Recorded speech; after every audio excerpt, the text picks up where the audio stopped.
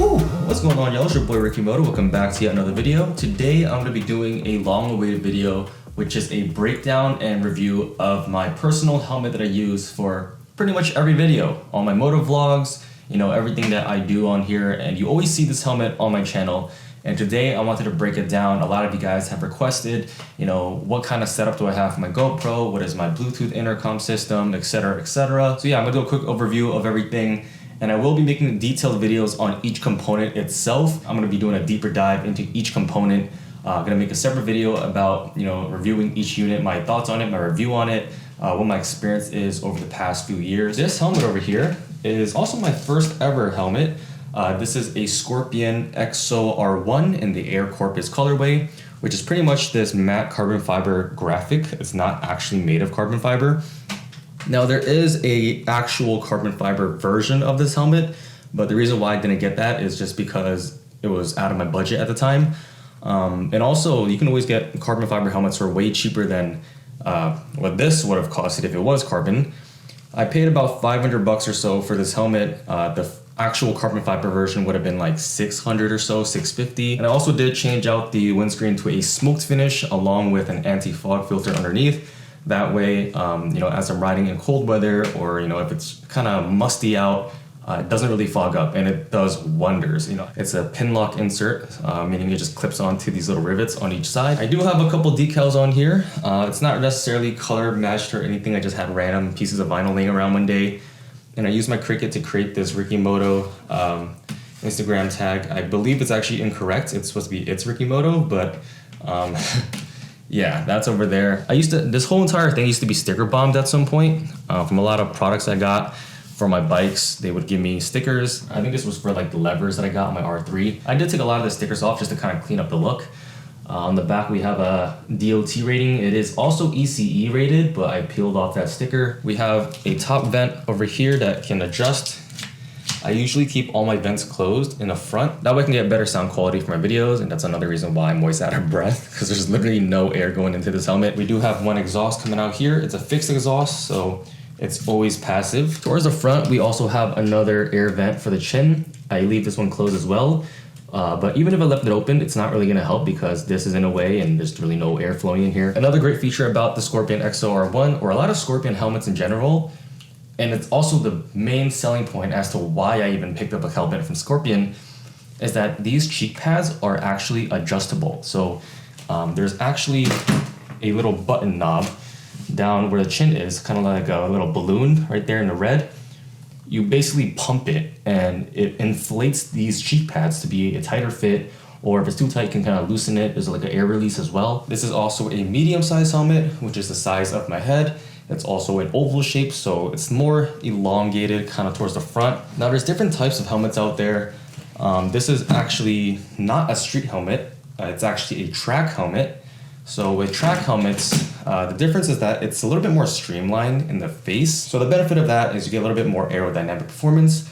Also, if you have a more slimmer face, this might feel a little bit more comfortable compared to an oval or like a rounder shape. And another feature is that for track helmets, you typically get a wider field of view. So this windscreen goes really, really far, like way past where my ear is. So you get a really wide angle. So you get a lot of visibility.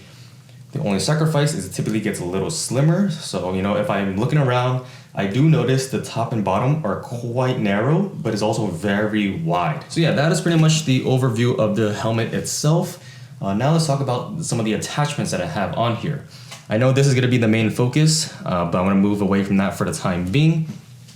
I want to talk about this system right over here. This is called the Sena 50S, which is currently, I believe, the most flagship Bluetooth intercom from Sena, at least. They haven't made a new version in a long time. But yeah, basically this is just a Bluetooth system that has speakers to it that go into the inside of each side, which pretty much mount to each side of the ear cups. And I made a video teaching you guys how to install a Bluetooth intercom.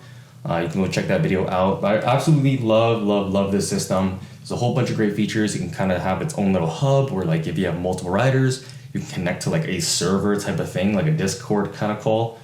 But personally, I just use it for Bluetooth music and GPS. That's really the only thing I do on it. And if I do have to call someone, I literally just dial it and it still connects to this. The only complaint that I have with it is that I wish it was a little bit louder, especially if you have a full system exhaust like me on my bike. The exhaust tends to overpower sometimes, and it doesn't really have any noise cancellation features. It's kind of just like bare bones speaker. But what I will say is the actual speaker quality is absolutely amazing. Now the way the Senna is installed on here is it's not 3M. If you can see right here, there's kind of like a sandwiching situation going on. So this is kind of like a bracket. It just clamps on to the side of the shell. You do have to remove all the linings to access that. And then it just tightens and it clamps down pretty much just by friction. And then this has a microphone over here that I looped through the emergency strap and tucked it right underneath here where the chin is. That way I can take my phone calls, I can talk to Siri. So that microphone is specifically communicating with the Senna only. It's hard to see on camera, but there are a whole bunch of little wires in here.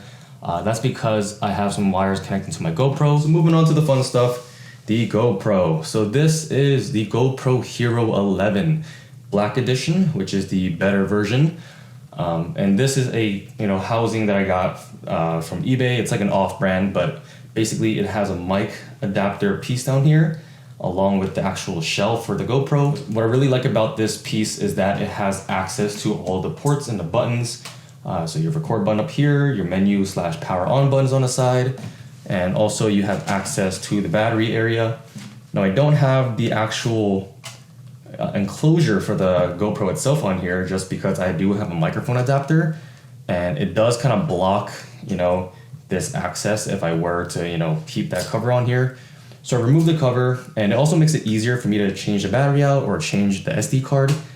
Just very easy access. And I do have a piece of tape on here just because I'm afraid the battery's gonna fly out while I ride. It never happened, but just for safety, I keep a piece of tape on there as well. So the way I have this GoPro set up is, of course, if you're doing motovlogs, you need the visuals, which is the GoPro itself, and then you need some audio. So in terms of the audio, I got this GoPro mic adapter. It slides into here, into the housing. It connects via USB-C to the GoPro itself. And on the other side, I have a microphone, a lavalier microphone plugged into the adapter. And this I got from the brand Purple Panda. It's a very popular lav mic that a lot of motovloggers use just because the quality is really, really good. I think it's a little bit on the pricier end compared to other lavs of the same kind of quality or design. There's always like an upcharge when it comes to branded products, but at least you're guaranteed the quality and the reliability of it. And I haven't had any problems. I've been using this microphone for like 3 years. Ever since I started the channel, and it's been with me all this time. It's been beat up, it's been uninstalled, yanked on, whatever, and it hasn't broke. So really, really good stuff. And basically I have this cable tucked underneath my helmet, and that explains why there's a whole bunch of wires underneath the chin area, because I just have it bundled up and I just taped the actual piece onto the side over here where the cheek pad is. And I do have it wrapped in a little bit of cotton, that way it can act as a windscreen. Now I just forgot about this, the actual GoPro mount that attaches to the helmet. So this is from Chin Mounts. It's a 3D printed piece that converts to a GoPro adapter down here with a screw, so you can take it off or you can make adjustments, you can tilt it and whatnot. This I'm gonna say is not my favorite product just because it always falls off. It connects via 3M. And I don't want to blame the company for designing a subpar product because a lot of the products are actually really, really great. But I think because this helmet is so narrow in the front and it's very, very curved and sharp because it is a track style helmet, there's not a lot of surface area for 3M to stick to. And so a lot of times as I'm riding, I notice it's loosening up and then it actually falls off. And luckily I haven't lost it. So what I've done instead to keep it on here, I've replaced the 3M tape like 10, 20 times already, and I cleaned it with alcohol, make it really, really clean, and it still falls off after a few weeks. So what I did to keep it on here is I literally used epoxy resin. That was the only thing that would stick. I tried super glue, I tried all sorts of adhesives, but it just never would stick on there. Also because when you're riding, the wind is so intense and it's just pulling at it. So literally use epoxy resin. And then on top of that, I used some gaff tape just to, really stick it on here on top of the resin that's already on there. For the most part, this piece is permanently on the helmet. Like there's literally no way of getting it off unless you want to literally saw it off. But yeah, I don't plan on taking it off anytime soon. In terms of the GoPro itself, I am going to be making a separate video on how I record, like what settings I use, what kind of, effects. Right now, the GoPro on here is just bare bones, but typically I have like a filter on here. I have specific settings and editing presets that I use to make it look the way it does. If you guys are interested in knowing how I shoot or what settings that I use on the GoPro, stay tuned for that video to drop. I'm going to be doing a whole breakdown on the settings, the ND filters, the actual editing process, and the color grading to really get that kind of footage that you see on my videos. The reason why I want to show you guys this stuff is so you guys can kind of learn, and if you are interested in doing moto vlogs yourself, hopefully this stuff is helpful to kind of help you set up your helmet. So this is my current configuration for my helmet setup right now. I definitely do plan on actually upgrading this setup very, very soon, maybe sometime in the summer. I'm thinking about doing a full rebuild again. I want to get a whole actual brand new helmet and customize it and design it. I'm probably going to reuse the Senna, but I'm probably upgrading this part. So stay tuned for that. So yeah, if you enjoyed this video, make sure to drop a like and a comment below. If you have any questions, let me know. You can DM me directly on Instagram at itsRickyMoto. If you're new to this channel, make sure to hit that subscribe button and turn on the post notifications to see when I upload. With that being said, this is your boy RickyMoto, and I'll see you in the next one. Peace.